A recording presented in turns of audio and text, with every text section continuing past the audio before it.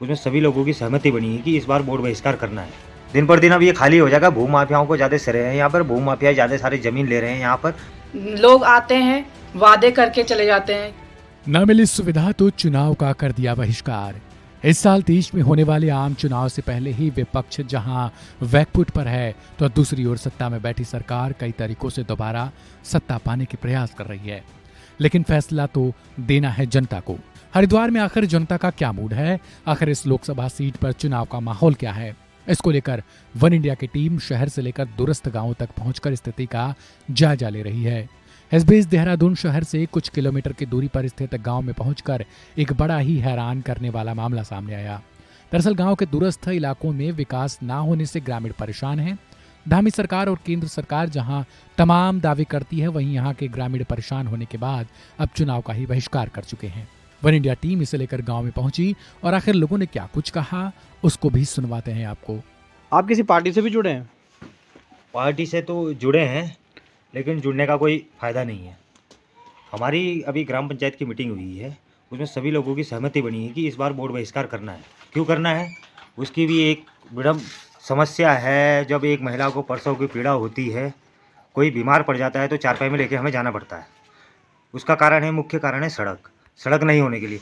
परसों हम एसडीएम के पास गए थे, हमने ज्ञापन दिया है कि हमारी 8 किलोमीटर सड़क है जो सनगांव से नाही कला 3 पंचायतों को जोड़ती है, इसका जल्द से जल्द कार्य किया जाए। और 1 किलोमीटर रानीखेत की सड़क है जो कि आज़ादी के 76 वर्ष हो चुके हैं, लेकिन सड़क अभी तक नहीं बन पाई है। 4 किलोमीटर डामरीकरण है।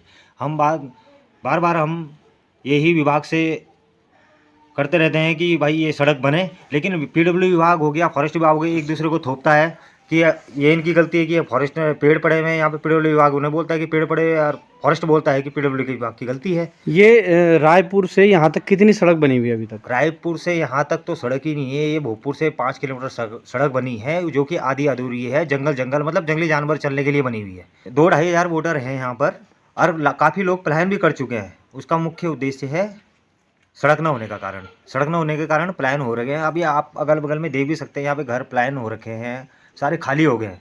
दिन पर दिन अब ये खाली हो जाएगा। भू माफियाओं को ज़्यादा सरे हैं यहाँ पर, भू माफिया ज़्यादा सारी ज़मीन ले रहे हैं यहाँ पर। और तो 3 गांव कौन कौन से जो वोट नहीं दे रहे हैं आपने जो कहा, या 2 गांव? पहले ना प्रस्तावित हो चुका है नाही ग्राम पंचायत में, वही बोर्ड बहिष्कार का हो चुका है। सनगांव में भी हो चुका है, अब सिंधवाल गाँव में भी होने वाला है। ये देहरादून से 33 किलोमीटर दूर है और हम सड़क के लिए बहुत सालों से प्रयास कर रहे हैं कि सड़क बन जाए, लेकिन आज तक कोई सड़क नहीं बना पाया है। लोग आते हैं, वादे करके चले जाते हैं कि हम सड़क बनाएंगे। हर साल वादे करते हैं लोग, लेकिन कभी कोई किसी ने वोट के लिए आएंगे, वोट ले लेंगे, उसके बाद फिर वही हाल है कि अगले साल फिर आ जाएंगे। शासन प्रशासन में तो हर बार जाते हैं, लेकिन कभी कोई सुध नहीं लेता कि हाँ। अभी हम एसडीएम महोदया के पास भी गए थे, उनको हमने ज्ञापन दिया है कि हम बोर्ड बहिष्कार का हमने मुद्दा उठाया था।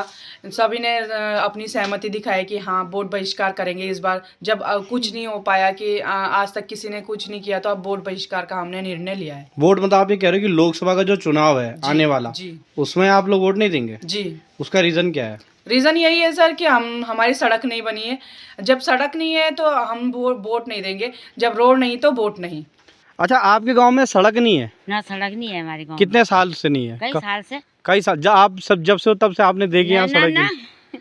अच्छा, तो सड़क ना होने से क्या क्या दिक्कत है आपको? अच्छा, दिक्कत तो बहुत करनी नहीं है।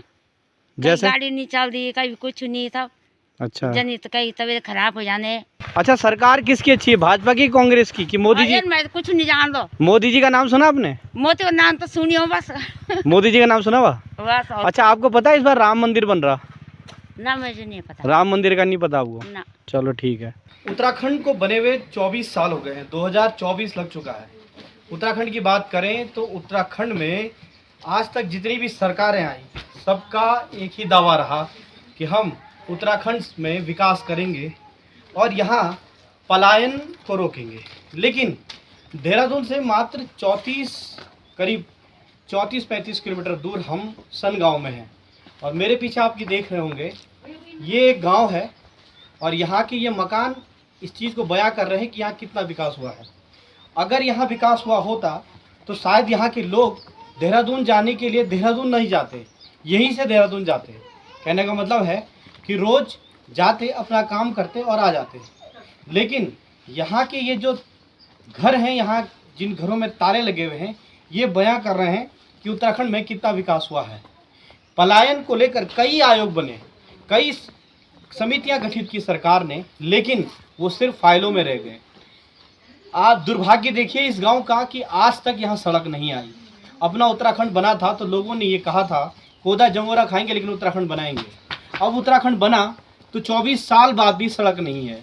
ये हालात गांव के हैं और ये जो मकान है ये तस्वीर बयां कर रही है इस गांव की कि आखिरकार लोग आज भी विकास के लिए पलायन करने को क्यों मजबूर हैं।